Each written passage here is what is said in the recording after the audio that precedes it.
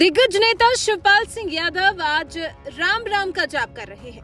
कह रहे हैं कि हम भगवान राम और कृष्ण को मानने वाले लोग हैं, लेकिन शायद नेताजी की याददाश्त थोड़ी कमजोर है, क्योंकि आज भगवान राम का नाम जपने वाले शिवपाल सिंह यादव अपना 2018 का वो बयान भूल गए जब उन्होंने अयोध्या मामले को लेकर कहा था कि विवादित भूमि पर राम मंदिर नहीं बनना चाहिए। खैर, अब भगवान राम के सहारे राजनीति करने चले शिवपाल सिंह यादव ने बीजेपी को तगड़ा चैलेंज दे दिया है। चलिए आपको भी बताते हैं कि उन्होंने क्या कुछ कहा है। दरअसल अभी फिलहाल शिवपाल यादव अपने बाराबंकी दौरे पर हैं, जहां उन्होंने जुबानी जंग की शुरुआत। शिवपाल यादव ने अपने बाराबंकी दौरे पर कहा, हम हाथों में कोई मोमबत्ती लेकर नहीं चलेंगे। हम लोग भगवान राम और कृष्ण को मानने वाले लोग हैं। जब हम लोग निकलेंगे तो बीजेपी की जो सरकार चल रही है उसकी लंका जलने का काम हो जाएगा। चाचा शिवपाल यादव यही नहीं रुके, उन्होंने सुभाषपा प्रमुख ओम प्रकाश राजभर को भी जवाब दिया। सपा नेता ने कहा, अखिलेश यादव तो एसी से बाहर निकल ही रहे हैं।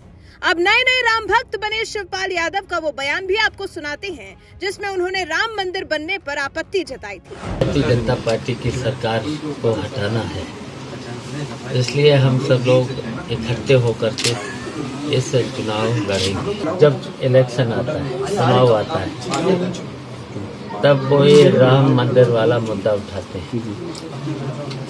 हमारा कहना है कि विवादित जमीन पर जब सुप्रीम कोर्ट में मामला है तो या तो आम सहमति बनाए या सुप्रीम कोर्ट का आदेश आने दें, और फिर विवादित जहाँ पर जगह है कहीं मंदिर बना लो, कहीं बना लो, लेकिन विवादित जगह पर मंदिर नहीं बनना चाहिए। तो सुना आपने। अब अपना बयान सुनने के बाद शिवपाल सिंह यादव शायद चिंता में पड़ जाएं। खैर, आगे चाचा शिवपाल यादव ने मैनपुरी चुनाव का जिक्र करते हुए कहा, मैनपुरी का चुनाव आपने देख ही लिया होगा। अखिलेश निकले ही और आपने देखा ही होगा, जीते या नहीं जीते। ये जो चुनाव था वो सरकार से चुनाव था। पूरे देश का फोर्स लगा दिया गया था इस चुनाव में। तब उन्होंने दिखा दिया कि नहीं दिखा दिया।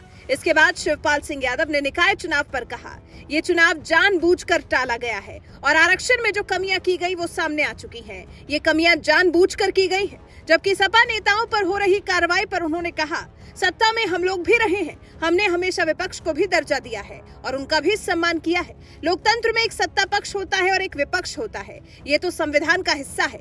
जितनी भी परंपराएं थी उनको खत्म किया गया है, ये सब संविधान का हिस्सा है। लेकिन ये बुलडोजर चलाना और अगर जेल में कोई है तो उसके परिवार का क्या दोष है, लेकिन उनके घर और रिश्तेदार के यहाँ बुलडोजर चल रहा है। बता दें, हाल ही में शिवपाल सिंह यादव ने योगी के बुलडोजर पर भी सवाल उठाया था और कहा था, योगी सरकार जिस तरह से बुलडोजर चला रही है वो पूरी तरह से गलत हो रहा है। अब तक जो राजनीति में परंपराएं थी, हम लोग भी सत्ता में थे, हमने हमेशा विपक्ष को भी तरजीह दी है, सम्मान दिया है। आगे उन्होंने कहा, लोकतंत्र में एक सत्ता पक्ष होता है, एक विपक्ष, ये संविधान का हिस्सा है। जितनी भी परंपराएं थी उनको खत्म किया गया। फिलहाल शिवपाल सिंह यादव के बयान पर आपकी क्या राय है? कमेंट कर हमारे साथ अपने विचार जरूर साझा करें।